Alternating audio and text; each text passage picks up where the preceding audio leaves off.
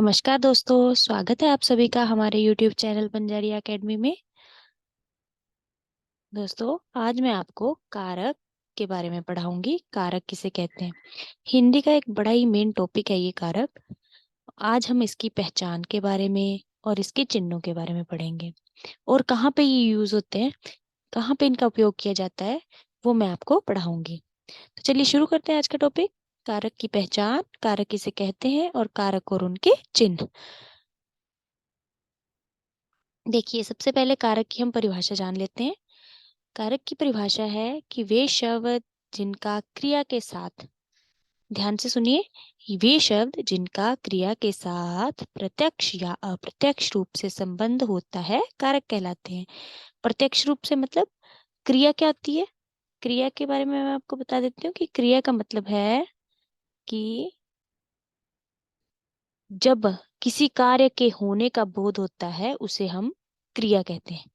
किसी भी कार्य के होने का बोध होता है उसे हम क्रिया कहते हैं। ठीक है। और उस क्रिया के साथ जिसका प्रत्यक्ष और अप्रत्यक्ष रूप से संबंध होता है उसे हम वो शब्द कारक कहलाते हैं। ठीक है। और सर्वनाम शब्दों में सिर्फ सात ही कारक माने जाते हैं।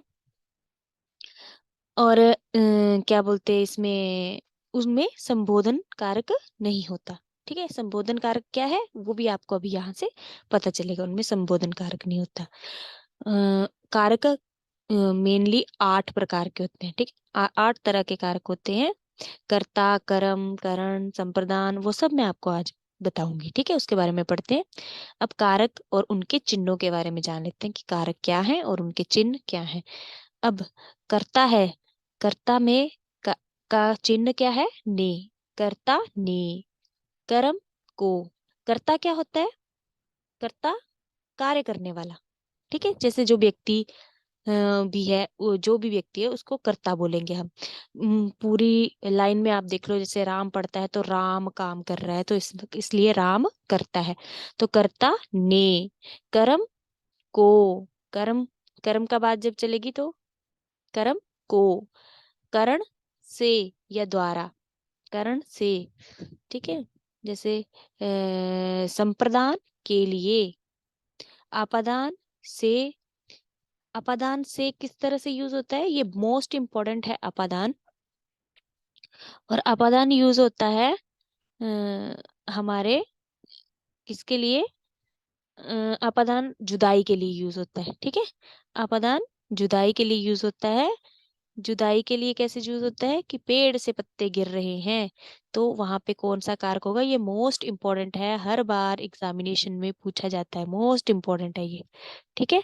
ये हमेशा ही पेपरों में पूछा जाता है, किसी भी पेपर में, पटवारी के पेपर में, चाहे जो भी पेपर हो उसमें ये पूछा जाता है कि अपादान ये मतलब कोई ऐसे आपको दे देंगे, पेड़ से पत्ते गिर रहे हैं या आम पेड़ से गिर रहे हैं या हम यहाँ से दिल्ली गए, तो उसमें हमारी जिस जगह से हमारी जुदाई शो होती है वहां पे ये कारक होता है। ठीक है। अब संबंध। संबंध कारक किसको बताता है? संबंध कारक बताता है हमारे, इसको क्या बोलते हैं, संबंध बताता है हमारे काके की। ठीक है। जिसका किसी वस्तु के साथ, किसी की चीज के साथ संबंध हो। अब अधिकरण क्या है? अधिकरण अधिकार बताता है, किसी चीज पे उसका अधिकार बताता है, में और पर। संबोधन, अब ये कारक जो सर्वनाम में नहीं होता वो है संबोधन। ठीक है।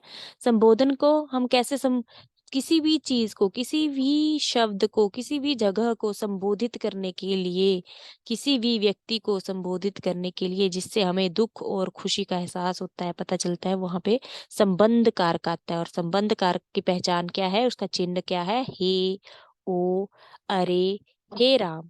ठीक है। जिस जिस भी जगह पर ये वाला चिन्ह लगा हो संबोधन, उसको हम, इसको संबोधित करने का, इसको बोलते हैं हम विस्मयादि बोधक चिन्ह। ठीक है। विस्मयादि बोधक चिन्ह जहां भी लगा हो वहां पे संबोधन कारक होता है। अब मैं आपको बताती हूँ कि कर्ता की पहचान कैसे करेंगे हम। इनकी पहचान कैसे करेंगे? कर्ता की पहचान के कार्य करने वाला जो व्यक्ति, ठीक है, वो आएगा कर्ता में। अब देखो यहाँ पे शब्द है राम पढ़ता है। राम पढ़ता है तो राम क्या है? ये है कर्ता। राम क्या है? राम करता है। ठीक है। अब दूसरे में देखो, कर्ता जिसे चाहता है, कर्म की पहचान कैसे हो रही है? कर्ता जिसे चाहता है। राम पत्र पढ़ता है, तो राम जिसे चाहता है, किसको चाहता है? पत्र को। पत्र को पढ़ता है तो वो कर्म है। पत्र पढ़ना क्या है? कर्म। ठीक है। अब अब आगे देखिए, यहाँ पे हमारा है करण कारक। करण कारक क्या है? कि कर्ता की सहायता करने वाला कर्म है, जो कर्ता की जैसे राम की सहायता, राम की सहायता कर रहा है। देखो, राम कलम से पत्र लिखता है, राम कलम से पत्र लिखता है, तो राम की सहायता कौन कर रहा है? कलम कर रहा है। राम किससे पत्र लिख रहा है? कलम, कलम से पत्र लिख रहा है। तो यहाँ पे कलम क्या हो गया हमारा? कलम हो गया हमारा करण कर्क। ठीक है, क्योंकि करण का हम इससे राम के साथ संबंध है। ठीक है, ये उसकी सहायता कर रहा है। ठीक है। अब आ गया हमारा संप्रदान।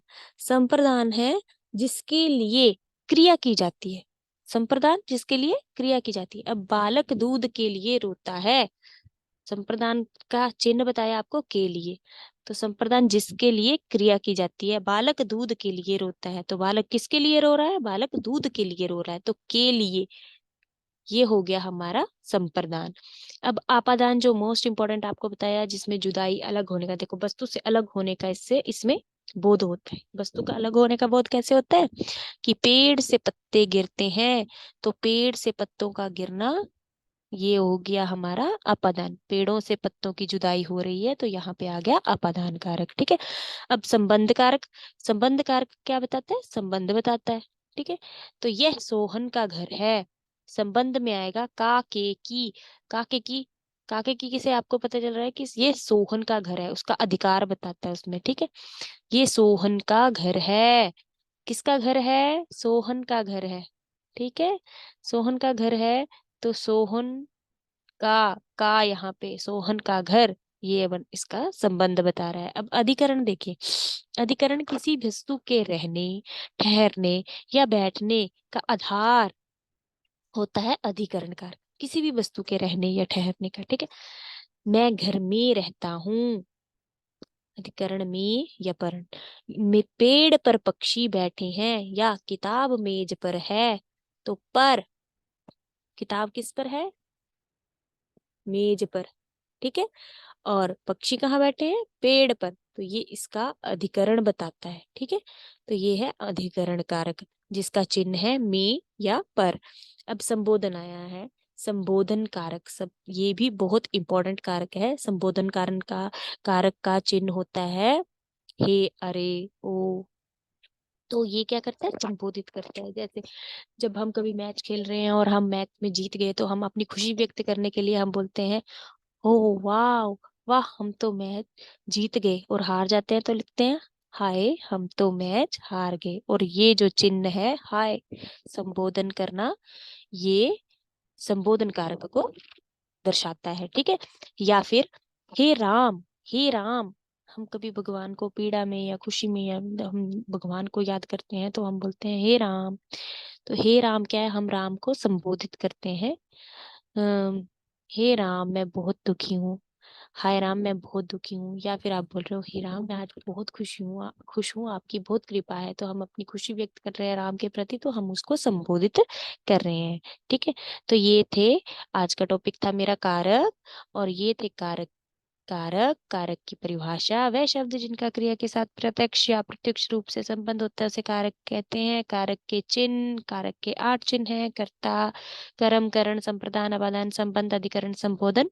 जिसमें कर्ता का चिन्ह है ने, कर्म का को, करण का से, संप्रदान के लिए, अपादान से जुदाई, संबंध का के की, अधिकरण में पर, और संबोधन हे ओ अरे हे राम। ठीक है, इसमें मैंने आपको एक्सप्लेन किया कि का कैसे कैसे संबंध पता चलता है। ठीक है, तो अच्छा लगा होगा, आशा करती हूँ आपको मेरा टॉपिक बहुत बहुत अच्छा लगा होगा। और अगर आपको लगा है अच्छा, तो आप इसको लाइक और सब्सक्राइब कीजिए, शेयर कीजिए, कमेंट कीजिए। जहाँ पे आपको डाउट है आप कमेंट करेंगे, तो मैं आपको इसका रिप्लाई जरूर करूंगी। Thank you.